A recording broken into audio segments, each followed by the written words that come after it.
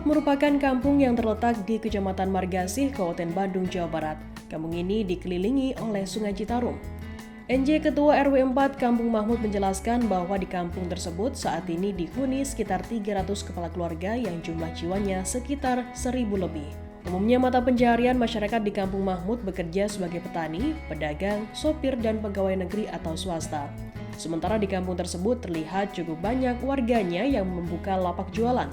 Beragam jenis jualan yang dijual, aneka kuliner seperti manisan, kerupuk, keripik, dan makanan lainnya, serta fashion yang bertemakan Islami. Tribun Jabar berkesempatan berbincang-bincang dengan sesepuh di Kampung Mahmud yang bernama Haji Nuron.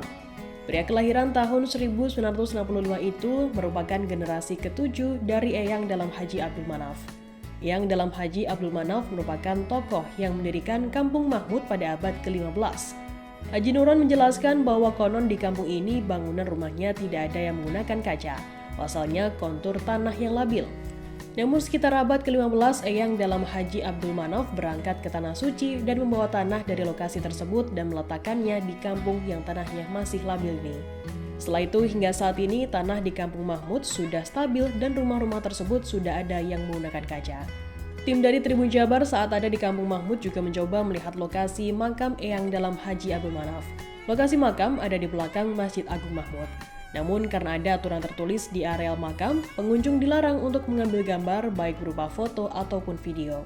Saat berada di Kampung Mahmud, banyak masyarakat yang berziarah ke makam Eyang Dalam Haji Abdul Manaf tersebut. Meskipun tidak di akhir pekan, peziarah tetap berdatangan khususnya menjelang bulan suci Ramadan. Kalau kakak di kisaran 300, kalau jiwa di kisaran 1.000. Pendatangnya paling bisa dihitung pakai jari lah. Kalau dulu pendatangnya sedikit ke sini, yang jualannya juga nggak begitu banyak. Nah sekarang yang datang makin banyak, yang jualannya juga tambah makin banyak. Kebanyakan warga di sini. Ya, kalau dulu cuma sebatas tani.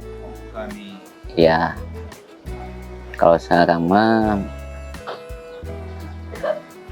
yang tani udah susah, tinggal 1-2 lah. Yang sekarang mah yang jualan, yang mebel, yang ngejahit.